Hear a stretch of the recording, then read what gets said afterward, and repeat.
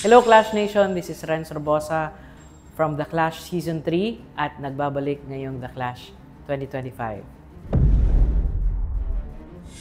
Ang Clash backer na kaya kong tapatan sa tingin ko ay si Vilmark. Kasi actually napanood ko na rin siya nung season niya and medyo magkalapit kami ng genre and yon. Pero sa tingin ko lang naman, alam ko sobrang galing din niya. Ang threat para sa akin ay si Jennifer.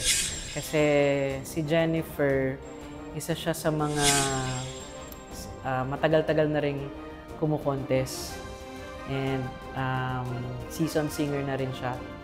Pero yun, kaya natin siyang labanan. Lalabanan pa rin natin kasi syempre, kung gusto mong maging mas magaling, kailangan mong matalo yung mga magagaling din.